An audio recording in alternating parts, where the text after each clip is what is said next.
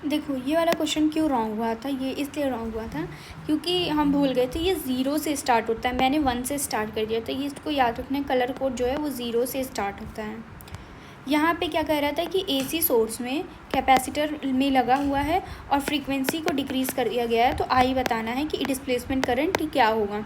तो देखो आई जो होगा वो इन्वर्सली प्रोपोर्शनल होगा किसके, एक्सी के, तो डायरेक्टली प्रोपोर्शनल होगा फ्रीक्वेंसी के। तो फ्रीक्वेंसी इंक्रीज़ करेगी तो आई भी आपका इंक्रीज़ करेगा। ये इंपॉर्टेंट क्वेश्चन है। यहाँ पे ये डी एस का मतलब मैं सोच रही थी कि ये डी एल है, लेकिन नहीं, यहाँ पे ये एस का मतलब होता है एरिया। तो ई डॉट डी ए तो हम जानते हैं 5 होता है, तो अगर ये 0 कब होगा, जब नंबर ऑफ फ्लक्स जो होगा वो एंटर और लीव वाला बराबर होगा, तब वहाँ पे वो कैंसिल आउट हो जाएगा। यहाँ बोल रहा था metallic sodium dissolve in liquid ammonia. Metallic sodium क्या है, डिज़ोल्व कर जाता है किसमें, लिक्विड अमोनिया में। वहीं पे वो डीप ब्लू सोल्यूशन दे देता है जो कि पैरामैग्नेटिक होता है। कह रहा है ये जो डीप ब्लू होता है ये फॉर्मेशन ऑफ एमाइड की वजह से आता है, तो ये बात गलत है, क्योंकि ड्यू टू ये जो डीप ब्लू सोल्यूशन होता है वो प्रेजेंस ऑफ अमोनिएटेड इलेक्ट्रॉन या तो सॉल्वेटेड इलेक्ट्रॉन्स की वजह से वो कलर आता है। किसकी वजह से, कलर्स की वजह से आते हैं। और जो एंगुलर एक्सेलरेशन होता है क्या नाम है, जैसे मान लो कोई सर्कल है आपका, मतलब बॉडी है वो आपकी इस तरीके से रोटेट कर रही है, तो एंगुलर एक्सेलरेशन जो होता है वो अलोंग एक्सिस ऑफ रोटेशन होता है, टांजेंट के अलोंग नहीं, अलोंग एक्सिस ऑफ रोटेशन होता है ये। और ये बात तो सही थी कि हीलियम जो होता है वो यूज़ किया जाता है, use to dilute oxygen in diving apparatus. Diving apparatus में हीलियम को यूज़ किया जाता है ताकि ऑक्सीजन को डाइल्यूट मतलब पतला बना पाए।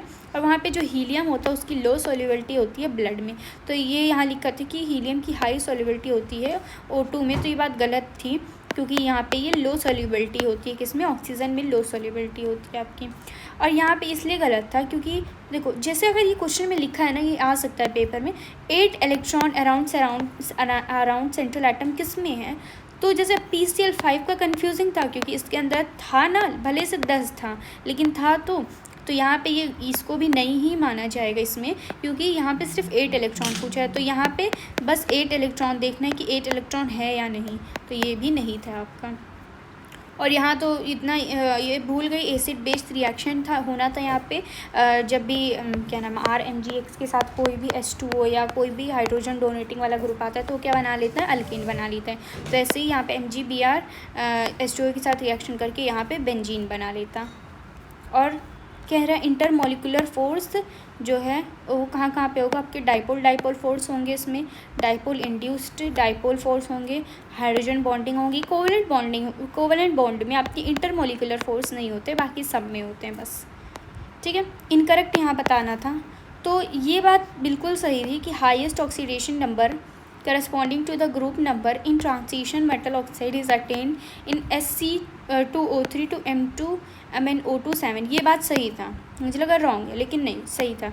और ये तो सही, ये तो गलत ही था कि बेसिक कैरेक्टर इंक्रीज़ करता है V2O3 से V2O4, क्योंकि ये तो रॉन्ग था क्योंकि ये डिक्रीज़ करता है क्योंकि यहाँ ऑक्सीडेशन नंबर बढ़ रहा है V का। तो और ये भी रॉन्ग था आपका कि V2O4 डिज़ोल्व करता है एसिड में तो वो VO4-3 देता है, ये बात गलत थी।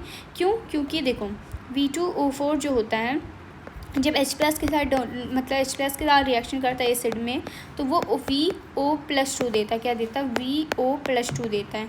और वहीं जब V2O5 आपका करता है H+ के साथ एसिडिक मीडियम में तो VO2+ देता है, और जब OH- के साथ रिएक्शन करता है तो VO4-3 देता है।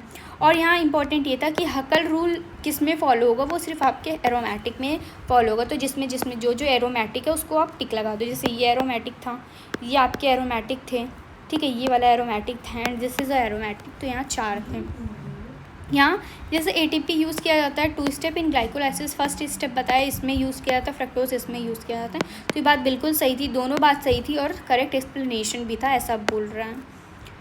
कौन सा सही नहीं है, तो अल्गल ब्लूम की वजह से कहीं ना कहीं बॉडी क्या होता है कि और ज़्यादा पोल्यूटेंट हो जाती है पूरी वाटर बॉडी, जिसकी वजह से इम्प्रूव नहीं होता है वाटर, बल्कि और ज़्यादा बेकार हो जाता है, तो इसलिए ये तो रॉन्ग था।